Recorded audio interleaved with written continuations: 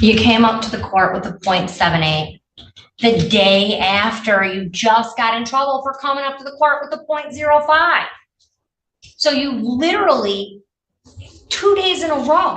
And I don't know, I can't even begin to court while on probation. I mean, it's a .7, this is a point technical violation, so you could get up to. This courtroom moment is the definition of deja vu, and not in a good way.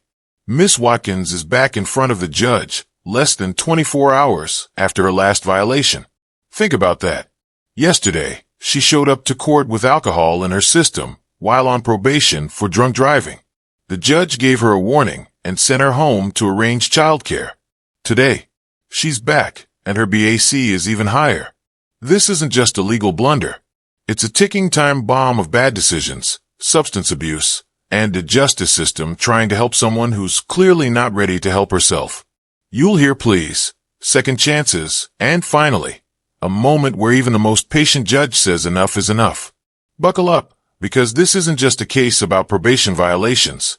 It's about trust, accountability, and the final straw that broke the court's compassion. Let's get into it. Okay. Mr. Gazicki? Yes, Your Honor. I'm going to accept the pleas. Okay. I explained to Ms. Watkins these are serious, violations. Any violation is serious. There's a recommendation of 5 days in jail. Your Honor, I don't, personally, I don't think that's really going to do. Well, let me put it this way, it's going to cause more harm than good. Ms. Watkins, for one, expressed to me just the few hours that she's been in jail today has terrified her, that she never wants to be in that situation again. I understand with the other violations, she was not exposed to any kind of incarceration, let alone 5 days. At the moment right now, her main issue is she's got an 11-year-old son who, for 3 o'clock, there's no other arrangements for the child to be picked up. Also, Ms. Watkins has 2 part-time jobs. She's starting another part-time job in the morning. She makes about $14 an hour. And any kind of incarceration obviously is going to have an effect on the new job that she's just starting, and possibly on the one that she has now. She's trying her best, Your Honor. She does have doctor's appointment on Monday that she reports. She has to see her psychiatrist, a psychiatrist and a counselor, I believe. Is that correct? Therapist. She has an issue of depression and anxiety. She has not had medication for those illnesses, and foolishly, she took some alcohol this morning, trying to calm her anxiety. How'd she get to court today? How'd you get to court today? I drove. I live like two minutes down the street. Yeah, that's not a good move, but it's still not under the .08, and there's no allegation that it impaired her driving. But it's not a wise choice. Not at all. Okay. We're just asking the court if possibly the sentence could be held in abeyance. Let her see her psychiatrist and therapist on Monday and see where that plays out. Anything else? No, Your Honor. All right. This is her second use violation.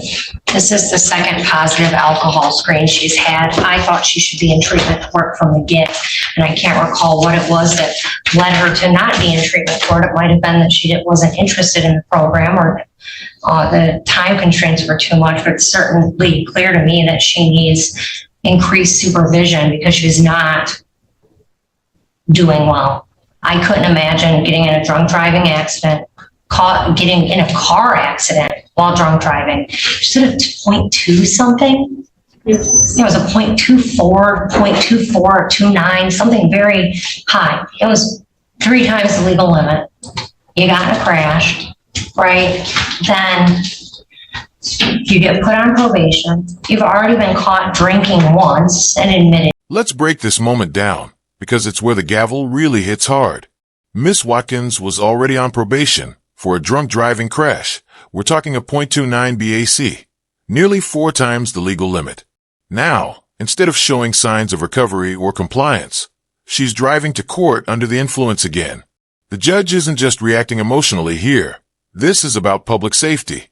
He reminds us that the law restricts him from imposing a 90-day sentence on this violation, but also warns that next time, it's game over. Now ask yourself, would a 5-day slap on the wrist wake someone up in this situation?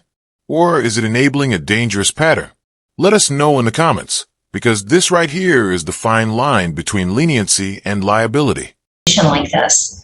I mean, in a lot of, if it would have been your fourth violation, you probably would have just done 90 days in jail. But I'm confined by the law. I can't do that. But your next one, I can. And if it's a use violation, if you're not taking advantage of the resources that we're providing you and you're not interested in trying to live your life in a different way that doesn't put you in front of a judge, then maybe it's best you just do your 90 and move on. We're going to extend probation 3 months. All other terms of probation will be completed. I can't see any, I think Kara's recommendation, it could have been for 15. She's only asking for 5. I am adopting the recommendation. She drove a vehicle to court with a .05 to see a probation officer while she's on probation for drunk driving. The recommendation of probation will be followed. She's to serve 5 days of jail forthwith. Could you have a startup date tomorrow, Your Honor? Take the arrangements first. So the allegation is that you came in this morning and you tested positive on a PBT at the courthouse on February 24th at 10:20 a.m. With a .078, and then at 10:30 a.m. with a .076, and that you admitted to drinking the night of February 1st of 2024. How do you plead to those allegations? Guilty. And you understand that if you enter a plea of guilty, that you're waiving your hearing rights if I accept this plea. You understand that? There will be no hearing of any kind.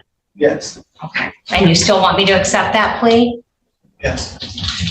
And for the record, if I can word hear my client for, Please. Ms. Watkins, now, what was the last test, Judge? 10:30 a.m. You understand, Ms. Watkins, that it's one issue, so there's a chance you would still register some alcohol in your system if you were to take another PBT test. Just based on the timing, that's a possibility. You understand that? Mm-hmm. Is that a yes? And you and I have had an opportunity to talk, correct? Yes.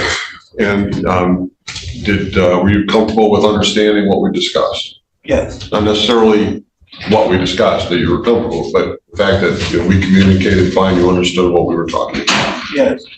And do you feel that you are in any way impaired by your use of alcohol yesterday? No. Thank you. Okay, thank you, Mr. Fanto. And it's 1:55. I mean, if you're more comfortable, we can have a PBT. Oh, she would be fine with the numbers, Judge. Okay. All right. So I'm going to accept the plea as knowing and voluntarily given. Mr. Fanto, anything on behalf of your client? Judge, I appreciate the recommendation. However, number one, I think given her lack of history, the recommendation is considerably high. I appreciate the fact that she's tested positive. She clearly needs help, and she acknowledges that. Unfortunately, it looks like we're a month or so short of being able to put her into treatment court at this point. I would ask the court to consider the intensive probation program for her after she serves her 5 days. The court always has the option of finishing any kind of jail time that it has available to it.